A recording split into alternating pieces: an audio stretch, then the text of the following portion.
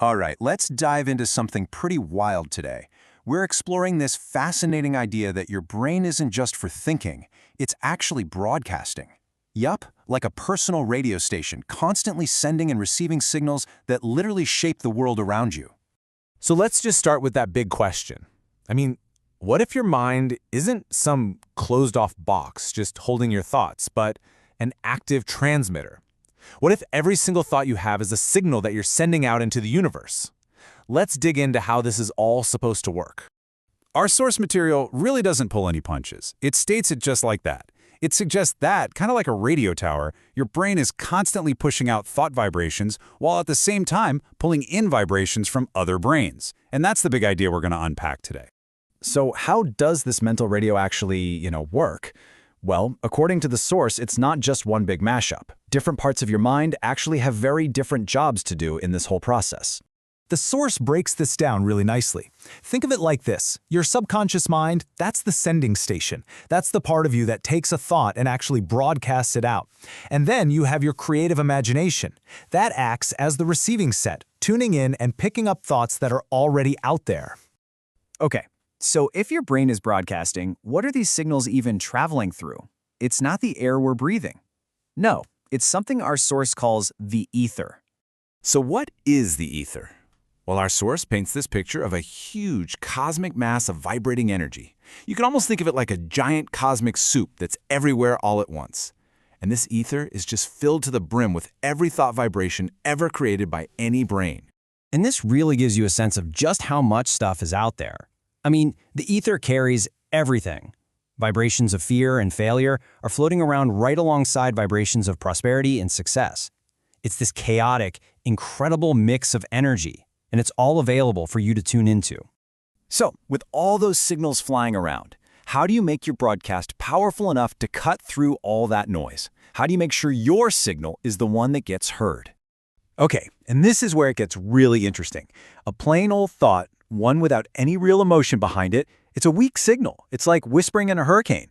It just doesn't have the power to go anywhere or influence anything. This is the key. Emotion. That's the amplifier. It's the feeling you attach to a thought that gives it juice, that gives it life, that actually makes it do something. Without emotion, a thought is just static, but with it, it becomes this powerful high-frequency broadcast. And you can really see the difference in power here, right? Look at that unemotional thought. It's barely a blip on the radar. But then you mix that thought with a powerful emotion like faith or love or just a really intense desire, and boom, the signal strength just shoots through the roof. You're cranking up the power on your mental broadcast station. So what happens when you manage to broadcast one of these super strong, emotionally charged thoughts? Let's follow that signal and see what happens next. According to the source, those big, powerful thoughts you keep thinking over and over, the ones that really dominate your mind, they don't just go out. They start pulling things in. They literally become magnetic. And what does it attract? Well, it starts grabbing similar thoughts that are just floating around out there in the ether, a host of its relatives, as the source puts it. It grows stronger, it starts attracting the energy of other people, and get this, it even starts to attract actual definite plans for how to make that thought a physical reality. This quote just nails the whole process. A single, small idea, if you give it enough emotional charge, can basically gather an army of similar ideas. It just grows and grows until it completely takes over and becomes the main thing driving you. And this brings us to what is maybe the most important takeaway of all. You are the one at the controls. You're the one sitting in the control room. You're the chief operator of your own mental broadcasting station. You decide what signal goes out.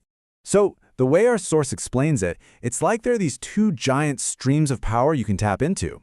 On one side, you've got all the good stuff. Desire, faith, love, enthusiasm. That's the stream that leads to fortune.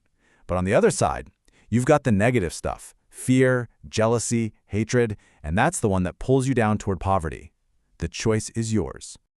This means that things like misfortune or bad luck, maybe they're not so random after all. According to this perspective, they're the physical result of broadcasting negative thoughts and beliefs. When you broadcast fear or failure, your subconscious picks that up and works to make it your reality. And this really brings it all home to a single point of control. It all boils down to this one incredible idea from the source. We can't control everything out there, But we have been given complete, absolute control over this one thing, our own thoughts. That's our domain. And really, the whole thing can be summed up with this powerful statement. Whether you end up with a life of riches or a life of poverty, the origin point is exactly the same. It all starts as a thought, gets amplified by emotion, and is broadcast from your mind. So that leaves us with a pretty powerful question, one for you to think about. If your mind really is a broadcast station, take a second and just ask yourself, right now, in this very moment, what are you broadcasting?